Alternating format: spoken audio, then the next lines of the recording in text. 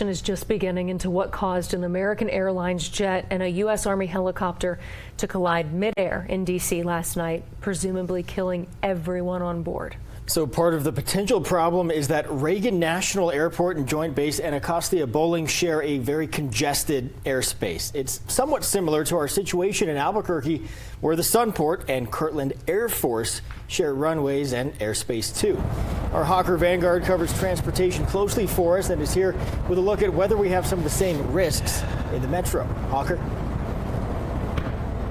That's right, Tessa, Trevor, all you have to do is look up and listen on any given day and you're likely to see any type of military aircraft maneuvering around Albuquerque. We've heard quite a few. Now let's take a look at all of our airspace here in Albuquerque to see what we're dealing with. You can see the magenta solid lines here that designate our airspace here in the Albuquerque area.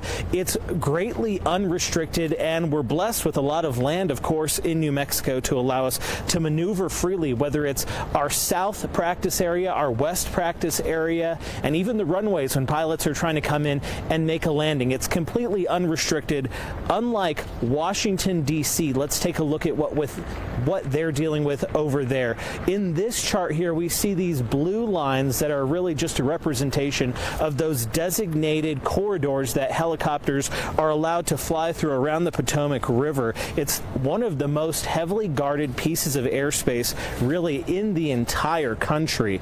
Now, it's a lot of maneuvering at low altitudes between airliners and those low-level choppers that are surrounding our nation's capital, really. Hawker, on any commercial aircraft, is it standard to have alarms or indicators that two aircraft are just getting way too close?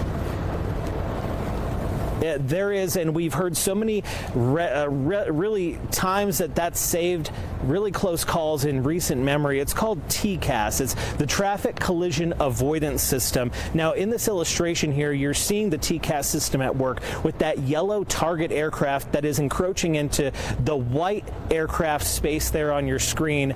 Those pilots are going to be alerted with sounds in the cockpit, and both aircraft are going to talk to each other. They're going to get too close to each other. They're going to send off all the bells and whistles, and you'll see that this RA, or resolution advisory, is kind of like an escape plan when both the systems talk to one another. Now, unfortunately, in the case of yesterday's crash in Washington, D.C., the TCAS system would not have come on for those pilots due to the fact that that system does not alert the pilots when it's under a certain altitude in the landing configuration, and if they have a certain amount of traffic in the area. It's really just another testament to all the fail-safes that really could be upgraded in our country's airspace.